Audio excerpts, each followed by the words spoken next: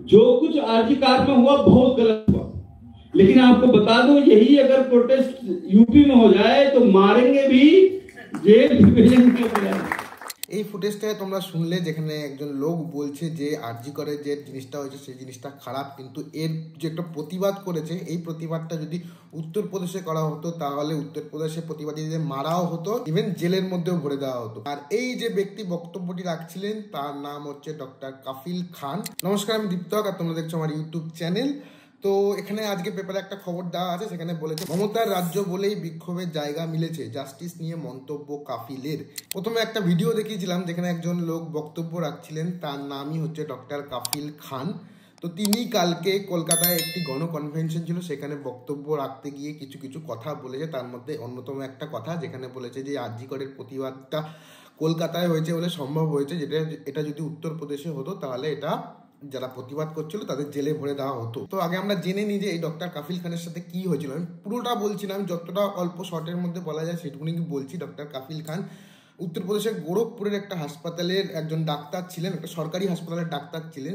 সেখানেই 2017 সালের 10ই আগস্ট সম্ভবত একটা ইনসিডেন্ট হয়। সেখানে সেই ইনসিডেন্টটা হয় হচ্ছে গিয়ে সেখানকার যে অক্সিজেনের সেন্ট্রাল লাইন থাকে সেই সেন্ট্রাল লাইনটা কোনোভাবে বন্ধ হয়ে যায়, মানে অক্সিজেন সাপ্লাই হয় না।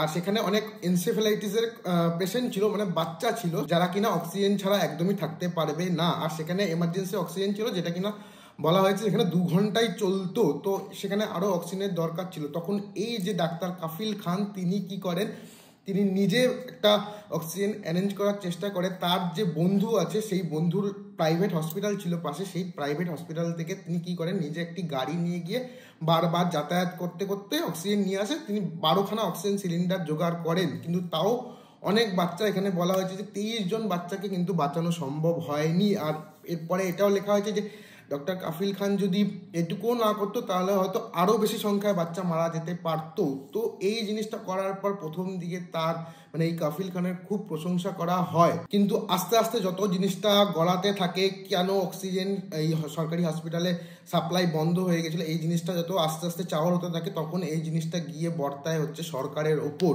আর তার কিছুদিন পরই যোগী আদিত্যনাথ তখন সে ওই হসপিটালে গিয়ে এই ডাক্তারের সঙ্গে দেখা করেছিলেন, ডাক্তার কাফিল খানের সঙ্গে দেখা করেছিলেন এবং করেই বলেছিলেন যে এই তুমি যে সিলিন্ডার নিয়ে এসে হিরো সাহায্য, ঠিক আছে আমি তোমাকে দেখে নিচ্ছি। মানে এইখানে বলা হয়েছে যে পুরোপুরি যে এই যে দায়টা, যে এতগুলো বাচ্চা মারা যাওয়ার যে দায়, সেই দায়টা পুরোটাই সেখানকার যে সরকার ছিল, উত্তরপ্রদেশের সরকার, পুরোটাই এই ডক্টর কাফিল খানের ওপর চাপিয়ে দেওয়ার চেষ্টা করেছিল এবং চাপিয়ে দিয়েও ছিল। কারণ এইখানে যে ব্যাপারটা জানা গিয়েছিল যে অক্সিজেন সাপ্লাই বন্ধ হয়ে গিয়েছিল, তার কারণ হচ্ছে সরকারের পক্ষ থেকে যে সংস্থা অক্সিজেন সাপ্লাই দেয় তাদের টাকা দেওয়া হয়নি, অনেক দিনের টাকা বাকি ছিল, তাই তারা সেই অক্সিজেন সাপ্লাইটা বন্ধ করে দেয়।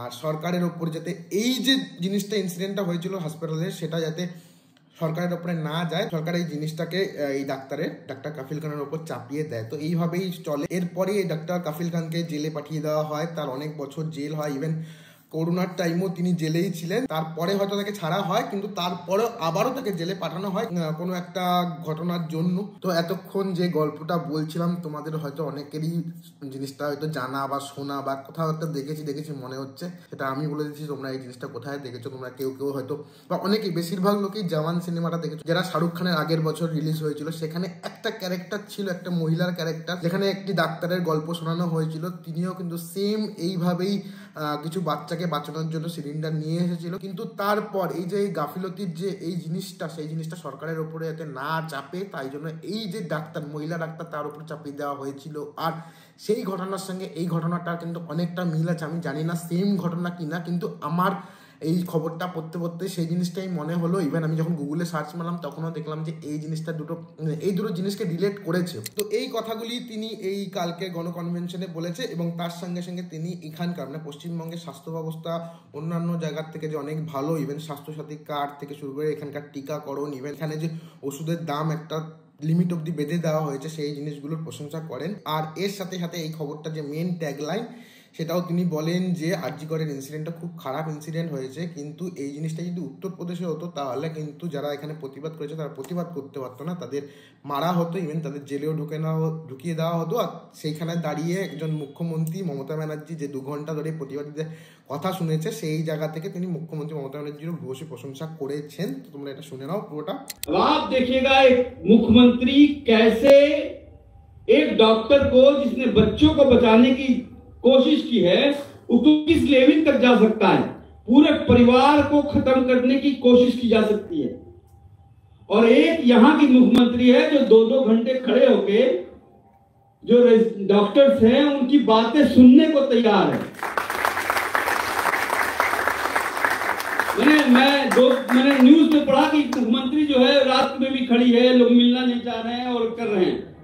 जो कुछ आरजी कार में हुआ बहुत गलत हुआ, लेकिन आपको बता दूं यही अगर प्रोटेस्ट यूपी में हो जाए तो मारेंगे भी, जेल भी भेजेंगे। তো এই ছিল এই যে ডক্টর কাফিল খান এবং তার পুরনো একটা হিস্ট্রি আর কালকের গণকনভেনশনে তার বক্তব্য নিয়ে একটা ভিডিও। তো এই ভিডিওটা এই অবধি ছিল।